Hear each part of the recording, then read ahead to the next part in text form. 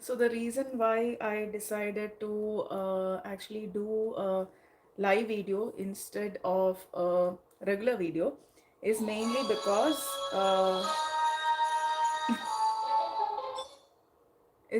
I've just put on the tab also so that I can see the chat that's coming in and I can respond. I'm not sure how many people will log in and watch this, but I just wanted this to be a video at the end of the year instead of actually doing a recorded one. Frankly speaking, I didn't get time to do a recorded one yesterday. I was planning to do it, but then didn't happen, mainly because of office was quite busy, and I couldn't actually uh, get the time to edit. And you know how it works, right? Like it happens when you are busy at work, you're finishing, you're having a long weekend. This is what happens. Okay, so I thought I'll do a video in recorded live. So today we are going to talk about just a recap about how things were since the last 1 year to 2023, and how things are going to be in 2024, especially for students and new immigrants.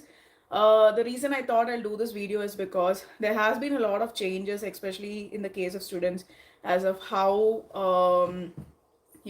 things are progressing for them with respect to visas, or how colleges should be giving admissions, the housing, even for new immigrants for that matter. I'm just not going to talk about Saskatchewan, but about Canada in general, mainly because I wanted to uh, throw some light into some of the things that's been happening, and how you need to prepare yourself for the upcoming year. Unlike how it was in 2022 or 2021, things are very different now. Let's start with expenses. Okay, so this is not going to be a negative video where I'm only going to talk about the cons. I'm also going to talk about some of the pros. So in that case, let's start about expenses. So when I came here, I'm going to talk about things that was like at least 2 years ahead. When we came here, things were much cheaper as compared to 2023. Even if you go to a grocery shop at this time, you will have to spend so much of money, like just pick up like 4 to 5 items and it's like 100 on $120. And that's actually a big amount for a student or a new immigrant.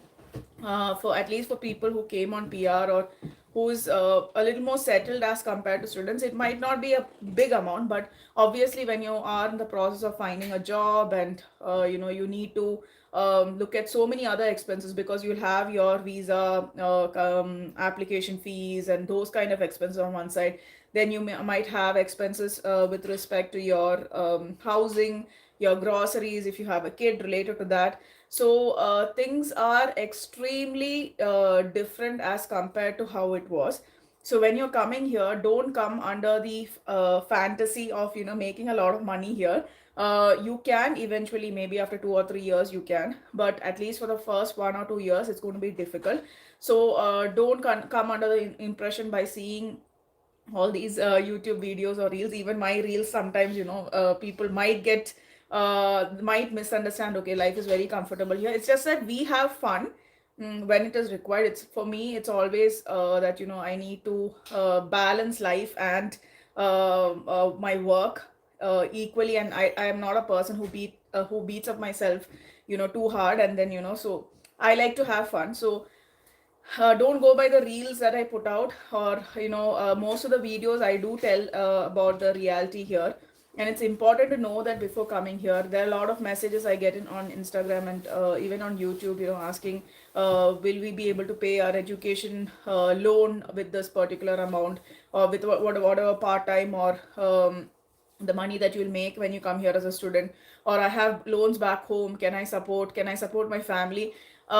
Frankly speaking, the first 1 year is going to be really difficult, because you have your own expenses here. You're setting up things, you have to pay deposit for your rentals, things like that. So it is going to be a difficult thing. But overall, I would say, maybe after a year or 1.5 years, you will be able to kind of settle down, and maybe pay up loans. So in my case, if I tell you, the first year, 1 year was extremely difficult as a student, right? Because you're only working part time. Then my husband came here, and then he was on visit visa instead of work permit. So until that time, it was a big struggle. Like maybe I haven't like put it up in my videos, but it was really difficult for us. And uh, there were a lot of times when we used to go to buy grocery and we can't afford it, and then we used to like leave it there and come. Even clothing, we never used to buy anything in the first year. Like we used to survive with whatever, or we used to go to thrift shops and get items. It's only that this year, we've started spending on things that are actually from regular shops. But initially it used to be difficult. Even our furniture, most of it was like from thrift shops or garage sales or something. So the first 1 year you have to make sure that you actually uh, lower your expenses. If you are well settled, or if you have the amount in your bank account, that's a different game. I'm talking about myself. So it's very important that you realize that and then come here. Don't think that from day one you're going to make a lot of money or things like that. Okay. So expenses is a thing, so be prepared for that. Second thing, what I would say is, um, about jobs. Okay, so as compared to how it was in maybe 2021, 22, or even 23, 24 is going to get even more tougher in many fields, because obviously the market is slowing down. I'm not sure about every sector, but in the field that I'm working, or several other friends where they are working, I've heard that you can't call it a proper recession, but obviously market is slowing down, so hiring has reduced. And in Canada also, the first couple of months of the year, they slow down hiring. December will be really busy, and then it slows down, right? So they usually slow down on hiring, and so you need to be prepared to wait to get the right opportunity, or to get a part-time job. So there are a lot of students who message and ask, if I come to Moose job, will I get a lot of part-time jobs? Or if I come to Regina or Saskatoon or any other place in Canada, will I get a part-time job? Yes, you will, but you will need to wait, and you will need to have the patience, because you might not even get the jobs that you are looking for. You might have to pick up random jobs. You're lucky if you get a job which is in your field. I'm especially talking about students. And be willing to take up part-time jobs, because that is what will pay your bills, right? Obviously you have a GIC amount. We'll come to GIC very soon. So you have a GIC amount, but then obviously that's not going to actually support you for your expenses. You might have like immediate expense. You might buy a car, or you might have like insurance expense, that this and all, so you never know how it's going to come. So be prepared to pick up a job as soon as you come, and be willing to look into part-time jobs that might be survival jobs. If you're lucky enough, when I came here, I got an online job. People call me lucky. Okay. Actually, I was just fighting with one of my friend the other day. That person was telling me that, oh, you are so lucky because you came in 2021, your batch got 18 months extension, and then your PR thing is also working out. There was a lot of struggle. Okay, I was never expecting this 18 months to come through, and I wasn't looking at that and then planning things. I was looking at only that 1 year that I'm going to get, and I had planned things for myself. Yes, I'm lucky I got that 18 months extension, but that doesn't mean things were easy for me, right? Like I'm sure the people who are passing out now might feel that the previous batch was lucky with it. And also the job availability. I came when COVID just got over, so you know how it was. People were not hiring too much. Most of it was work from home. Thankfully, I got work from home, which was a good thing. So yeah, you can call it lucky or however you want to take it. But then obviously there was a lot of struggle at that time. So job wise, it is going to get difficult in 2024. Again, it's not a negative video. I'm not telling that it will be, but I'm telling these are the possibilities, at least considering what has been happening. And especially if you take Saskatchewan is getting very popular. Okay. You know the reasons, because of the SINP. People are coming here. It can be through occupation in demand, or LMIA, or normal job approval letter, or whatever it is. Saskatchewan is getting very popular. So there are people coming from India, there are people coming from other countries, or people coming from other provinces. And they are coming here for a temporary basis. It's not that Saskatchewan will get crowded and over flooded with people. That won't happen because it's going to be a floating crowd. So these people who are coming in are going to take up jobs. It's not necessary that since you came here as a student, you are given a preference. I feel that you are not given a preference. I always fight about this with people. People who are coming from other provinces get the jobs easily because of the experience they have there, and especially when you tell that you're coming from a bigger city, they feel the employer feels that your experience is much better as compared to the people out here. And even in my previous video, I had explained about a few topics. There are some disagreements on that. Some people were saying, students already know about it when they come here, and then you shouldn't be blaming these employers. I don't think that person actually got the right message. What I was trying to tell is that, students do know, or new immigrants do know, that when they come here, there is a struggle and things like that. But getting cheated by an employer is a different thing, right? So, I actually wanted to do a video on that, telling that, giving an explanation, and I thought, it's really not worth it. If one or two people don't understand what I'm trying to communicate, I really can't waste my time trying to explain. I thought, I feel that those people who understood it. I don't need to explain any further. So, especially in Saskatchewan, if you're coming in 2024, I've heard that there are a lot of Indian or other population people who are coming and starting business here. I feel that the motivation to also start business is so that they can sell SNP. I'm not generalizing this, but I'm telling that, there are people who are actually doing this. Especially I see that I'm an Indian, so I can talk about the Indian community. There are a lot of people who are coming here starting business, thinking they can actually make money by selling the SINP or job approval letters or LMIS, which is happening. That's a different ball game altogether. We have already discussed it in the previous video. So be very, very careful, because I don't know what is the mentality. Obviously, I think when the business is down, you find other ways to make money. So they are trying to do all these things. When you even if you get into a job, do all the due diligence of the employer. So some people were asking me, how will I verify the employer? The same way that they verify you. Okay, it's as simple as that. It might be a little more tedious than how an employer verifies, because obviously you're giving reference. But in your case, you can obviously talk to the previous people who worked in the company. If you're looking for an SINP job, then talk to people who got SINP from that company. So when I joined for my job, I was obviously very doubtful whether this particular employer is going to give me SINP, right? And I had like 1001 questions, but I filtered it to like two or three. And then when I asked him, like, so is it like guaranteed whether I'll get an SINP and things of that sort, what he told me is that, you will get it. And he also showed me the letter that was approved for another person, like in a sense a proof that okay, they are an LMI, I mean SINP approved employer, and these are the kind of letters, and you cannot use it directly for express entry, it has to go through PNP. So he explained all these things. So it's very important to actually probe and ask the right questions to your employer, or whichever company you're approaching, and do a reference check. I was talking to my other friends who tried to interview there, or who were working there, and the first week of joining itself, I was doing my own groundwork, asking people, did you get your SINP, did it get approved? So you get a feel, right, how it's going. So you need to be very careful even with jobs.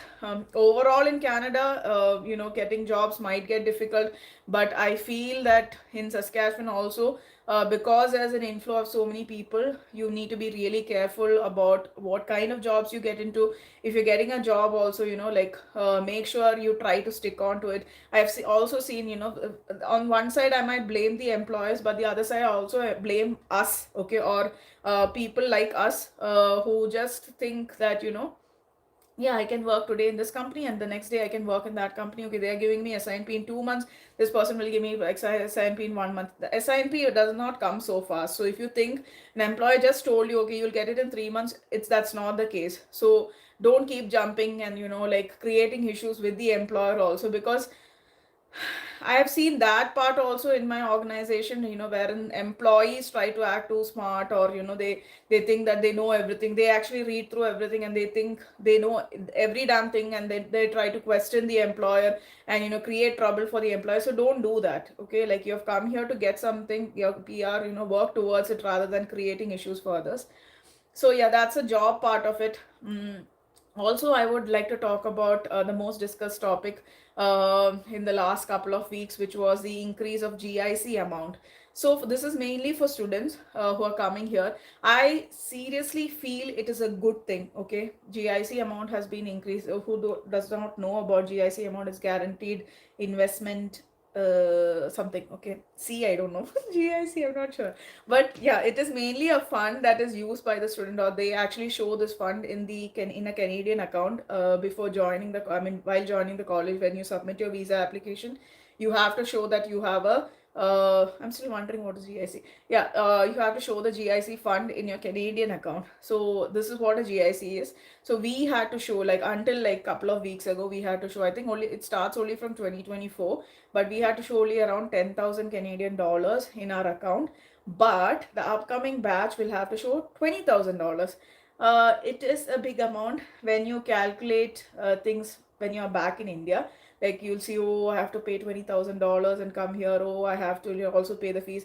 Obviously, Saskatchewan Polytechnic is cheaper as compared to others. I had to like pay around I think 17,000, or around 17 to 20,000 Canadian dollars for my course, plus the GIC amount. I have absolutely no clue how I made that money, but it came through. I don't know, like it just worked, right? Yesterday I was talking to my friend and say, I have no clue how I arranged for all that money and came here. So yes, this GIC amount, people might think it is a huge amount, and like, will I be able to? I seriously feel that it is better. I'll give you reasons for it. See, when I came here as a student, I had $10,000 in my account, and they were giving around $1,000 per month as an allowance. So it's basically to protect the student from having any issues with, like any immediate expenses, or to manage their expense while they are here.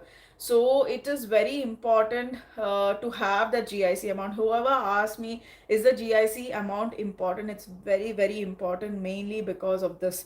That $1,000 makes a lot of difference. You have no idea how much of difference that makes. And especially when you're coming from India, you have, even if maybe for 1 or 2 months you're not getting part-time jobs. At that point, this GIC is extremely important. You will understand, how much value that particular amount has. So obviously, when it's getting increased to 20,000, that means you're having a cushion to actually survive in the first couple of months, or even during your part-time job. You have that fund to support you. So I feel it's very important. Obviously, it is going to be a little difficult when you apply, because you need to show all this fund when you're actually applying for um, the particular course, or things like that. But I feel that, my personal feeling is that that particular fund is very important.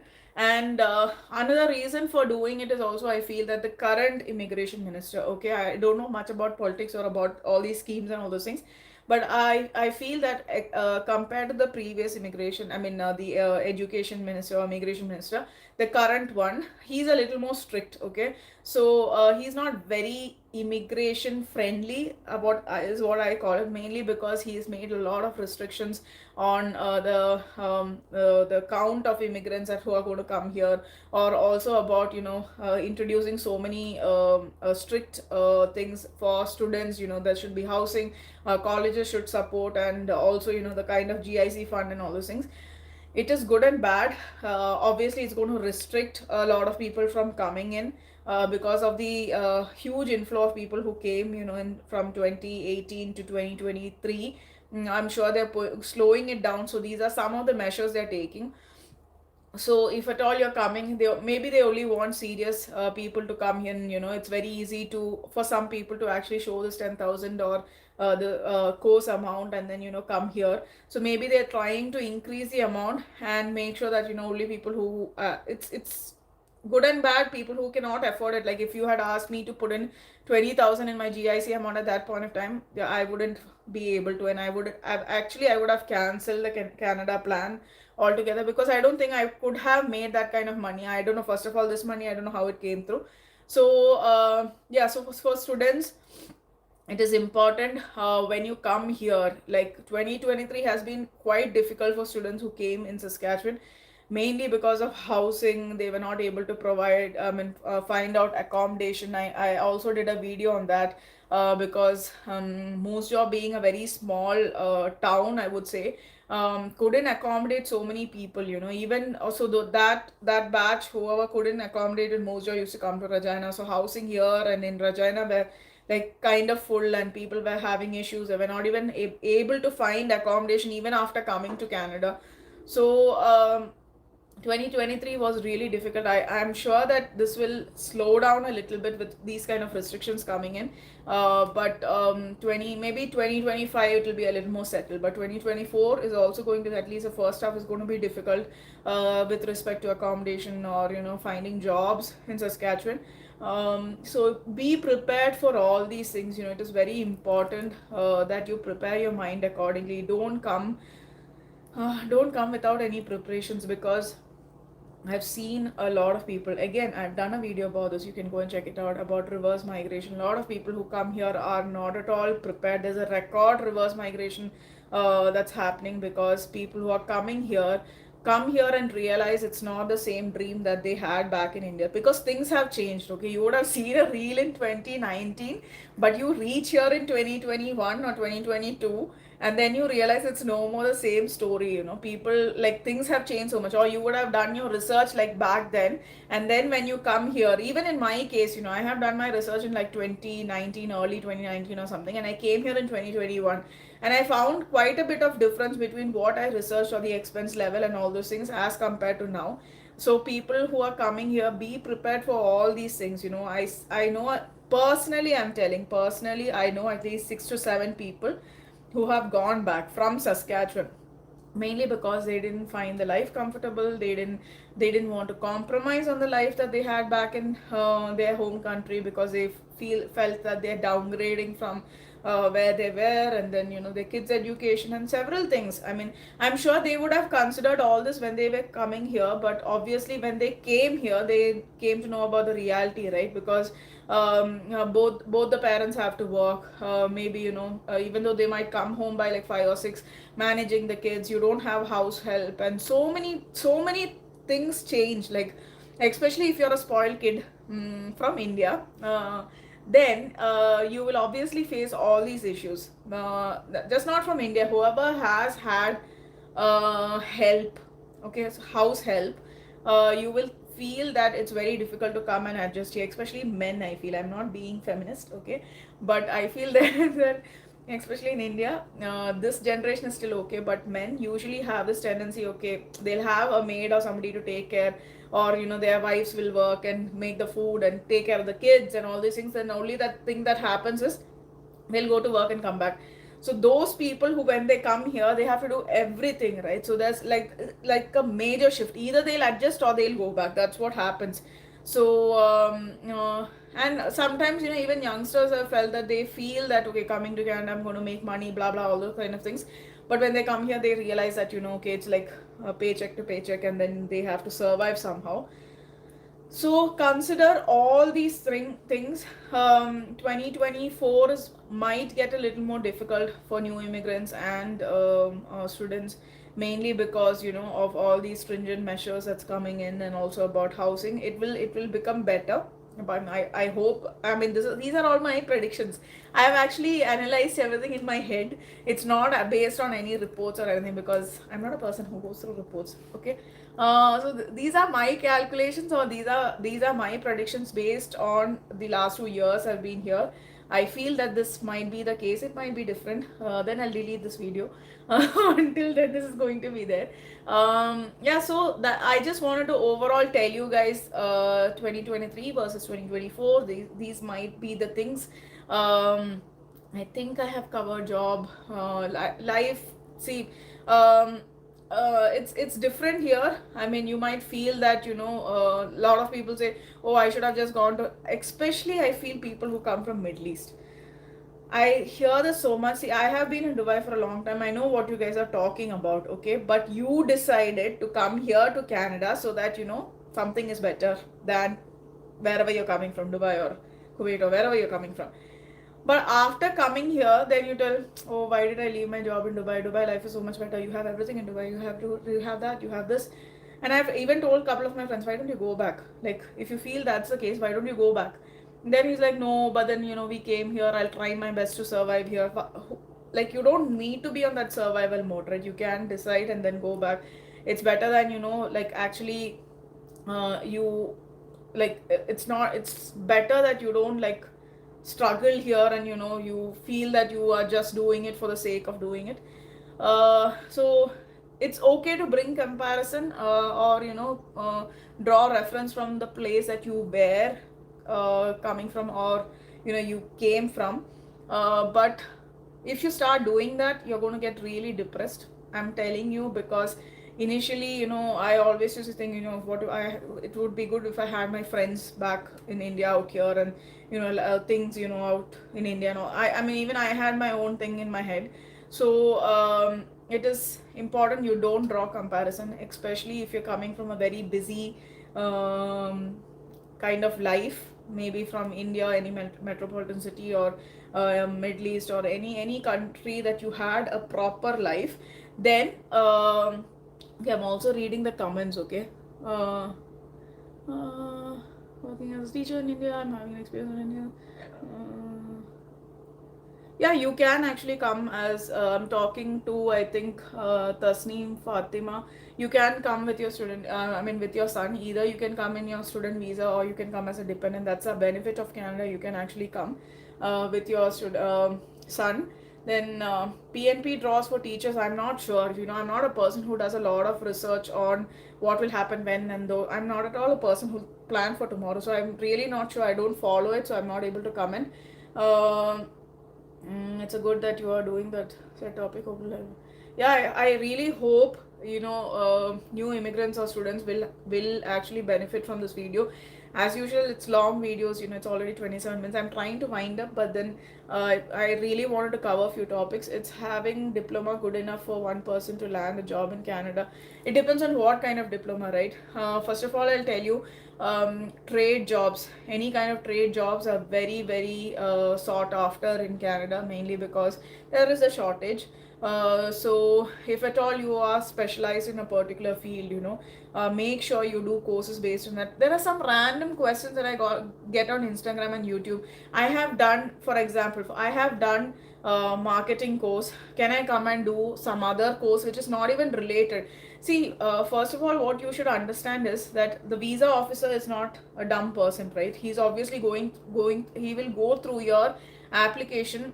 He's going to check your previous experience. He's going to check your previous educational credentials, and then he's going to approve your visa. So obviously in your SOP, your statement of purpose, you are going to show why you have selected a different course. So I was entirely into marketing for the last 13 years, and then I shifted to supply chain management.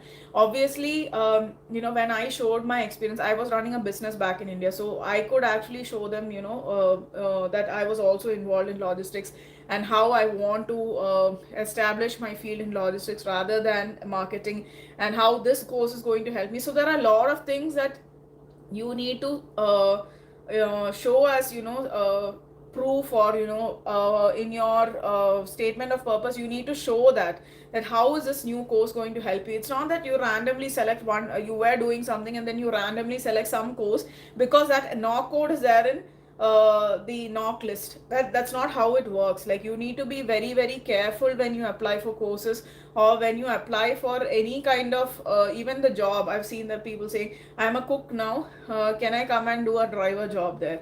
What will that knock code be there on NOC list? That's not how it works. They are going to verify a lot of things and then take a decision. So just by looking at the no code and you go inky pinky ponky, and then select one, that's not how it works, right? So select fields that will help you, excel in life. That's how you should show. This course is going to be so good that it's going to make me a millionaire, or it's going to establish my business, or things like that. You know how you have to write your SOP, right? So it's very important that you do that. Is it possible to come as a dependent visa? Yeah, it is possible, Tasneem, because my husband is in a dependent visa. He keeps telling I'm a dependent, so I have to behave myself. So you can come as a dependent of your son, in case you want to come to Canada. There are a lot of people doing that. Even there are kids who comes as dependent of their mother. In case you are doing the course, your kids can come as a dependent. That is one of the highlights of student visa in Canada. I'm not sure about other countries, but the reason why I selected Canada for studying is because of that. Because me and Prashant, at one point we were like inseparable, right? So we wanted to make sure that we come together, go together, and all those kind of things. So but I decided to come alone first, mainly because I wanted to avoid any kind of rejection of visas. So that's the reason I came first, and I was here for 6-7 months, and then he came as a dependent. So it is possible. It is a very good thing, especially I know who single mothers who come here, they bring their kids as a dependent, and then they just continue with their PR file and all those kind of things. So yeah, overall, hi, Divine Grace. I'm only congrats on your assignment. Did you get your PR through Student Stream? Yes, I got it through Student Stream. What is the difference between non-express entry and regular PNP? We are currently in Ontario SCM professional. Okay, so non-express entry and PNP is kind of related. PNP is what is the approval that you get from this province. Okay, don't quote me anywhere. Okay, I'm talking about my experience. So when you come here as a professional or a student and you start working here, your employer is going to give you a job approval letter, and with that job approval letter you're going to apply to SINP, and you get an SINP nomination. So that is the PNP part of it. And when you put this PNP letter into the federal portal, okay, that goes to non-express entry. So my file is non-express entry. It's not like the regular express entry files. Express entry files are much faster, but this non-express entry is what you put your PNP nomination through. So you'll upload all the documents. You need to select that when you go to the PR portal. You need to select non-express entry and not express entry. I hope I clarified. If you have any follow-up questions, just put. Guys, I know I'm taking time, but I just want to answer the questions since I came on the live. Okay, so can you tell me about the scope of MA leadership in education? I've heard about this, okay, because one of my subscriber, I met her recently in one of the restaurants, and then she was telling me about this particular I think it was master in education. I'm not sure if it's MA in education. It was master in education, and she was telling me that she can help me actually make a video about it. So I'm planning to meet up with her and then also do a video. I think that's what you're talking about. I wouldn't know about specific courses, mainly because I'm not an expert. Okay. So yeah, so I am about my future plan of how my 2023 was a very very good year for me. A lot of good things happened, and I'm hoping that continues in 2024. I had some of the worst years, like the 2020, 2021, 2022 was still okay, but it was like mentally, overall it was not that great for me. But 2023 worked out to be a good year. 2024, I'm hoping that my PR comes through. Hopefully, let's see, by at least by the end of the year. So whoever thinks that they can come into Canada and get PR in 1 year, that's not possible until and unless you qualify for something like CEC or Express Entry or something. It might be, but through SINP or any kind of PNP, it's going to take time. So be very very mindful about it. Also, what I would like to tell you is, whenever you come here as a student or as a especially as a student, make sure that all your profiles are active. Okay, your CEC, obviously after 1 year you can activate your CEC profile. I know one of my friend who got PR through that. You have to keep your PNP active. You have to keep your express entry active, so make sure SINP portal active, or any other PMP that you're interested in, you have to make sure all those are active while you're studying here or you're working here, because you never know when that draw is going to come up. Good areas in Saskatoon to live in with kids. I've stayed briefly in Saskatoon. I will try to do a detailed video on Saskatoon. I know some areas I can't get it at the top of my mind. I used to stay in Allwood Crescent, which was a good area. It was very close to the airport, but mostly like proper like houses or mansions. So if you're looking like apartments and all, there I think it was in east of Saskatoon. I'm not very sure. Okay, so there are some newly developed area where there are a lot of immigrant communities. So I will try to do a detailed video on Saskatoon. I'm planning to visit. Hopefully, when it happens, I will do the video. Other than that, any other questions you can ask me? Any New Year resolutions? No New Year resolutions. I am not a person. I used to be a person who used to take New Year resolutions, but not anymore. I've just realized it doesn't work for me. I'm not that kind of a person. Manageable there in Saskatchewan. Yes, weather is manageable, like in the sense, this year has been really surprising because there's no snow. And people out here are actually confused, like they're used to seeing snow for Christmas. So their Saskatchewan always had like white Christmas, right? It's always white. But this time we call it a brown Christmas, mainly because there was no snow and people were wondering what to do. They were not sure whether they have to put out their decoration or not. So this year, whoever came to Saskatchewan are so damn lucky, because the climate overall, like at this time last year, was around -30 or maybe -35, that range. But today it's like -12, and today also it's higher as compared to yesterday. Yesterday and all, it was just in single digit.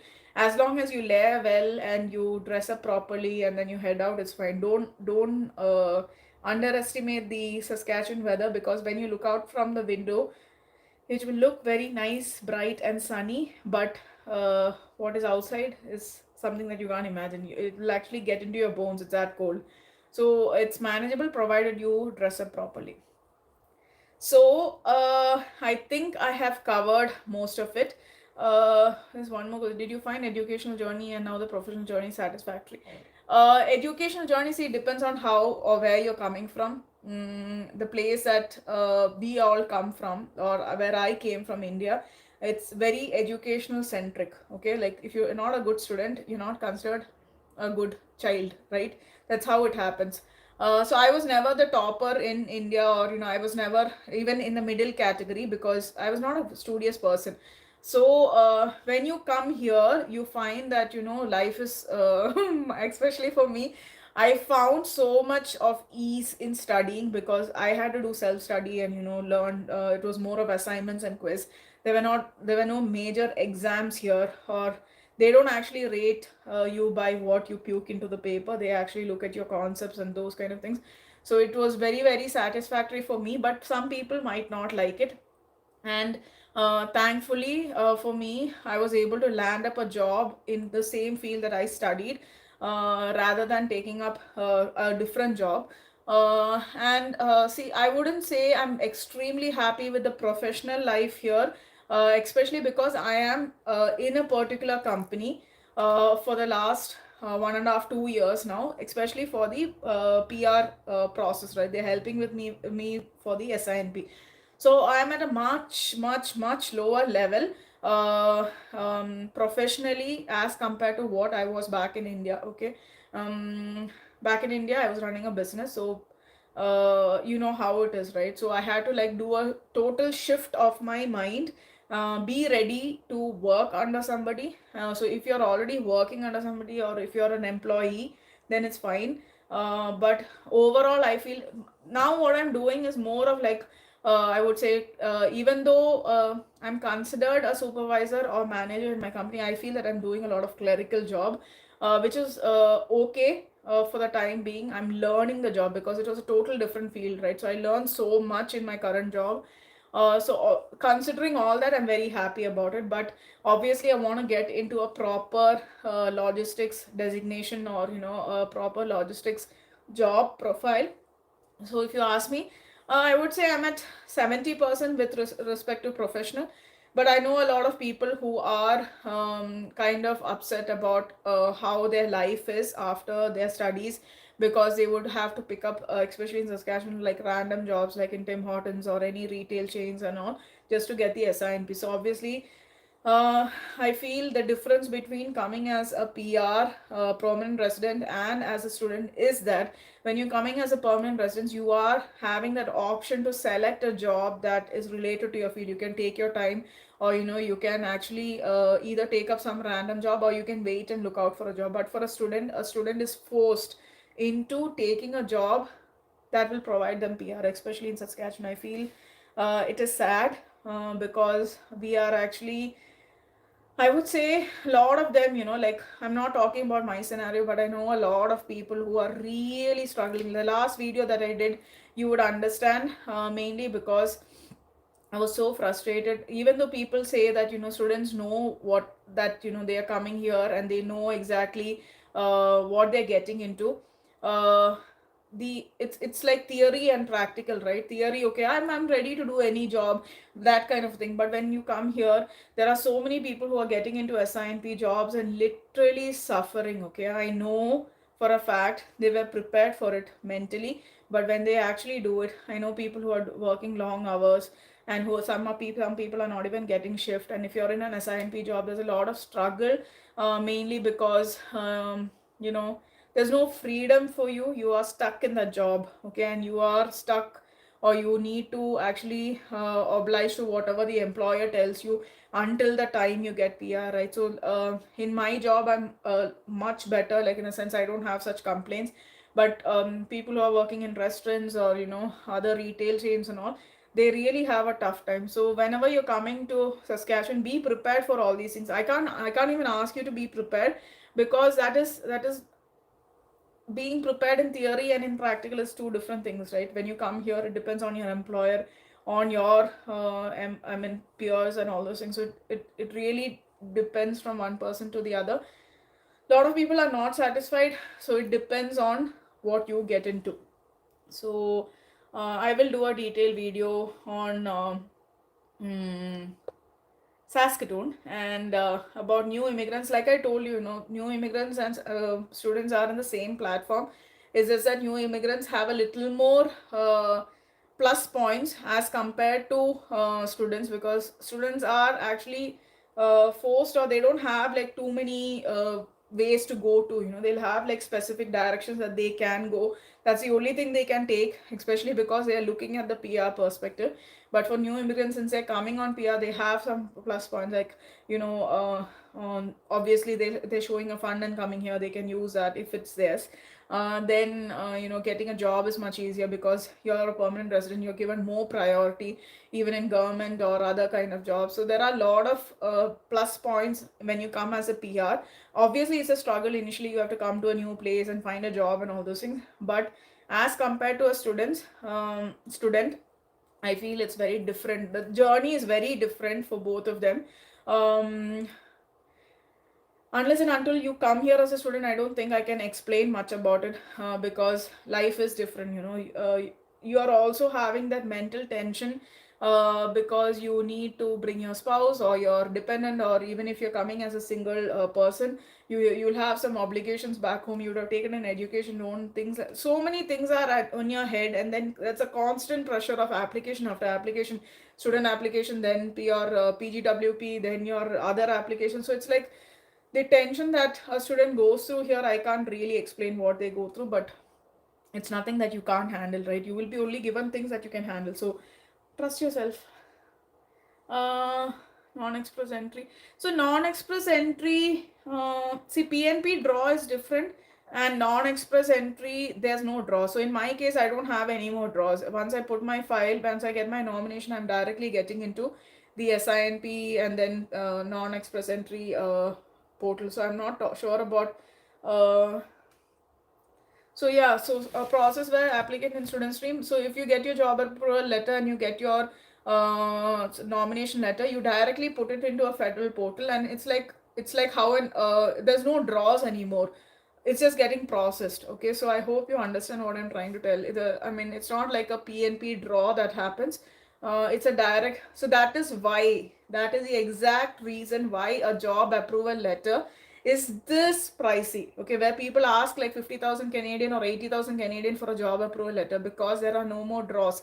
It's a short guarantee that you will get your PR. Just that it depends on your profile. Obviously you have to put the right documentation, those kind of things. So as long as everything is okay, it will process.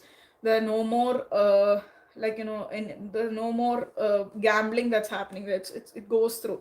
So I hope I've answered. Uh, Place to live for long term, I have lived in BC for 2 years during my studies, and today I've moved to Saskatchewan for my job. I'm finding Saskatchewan all flat. Yeah. So Saskatchewan is as flat as it can get. I'll tell you a joke which I heard when I was coming to Saskatchewan.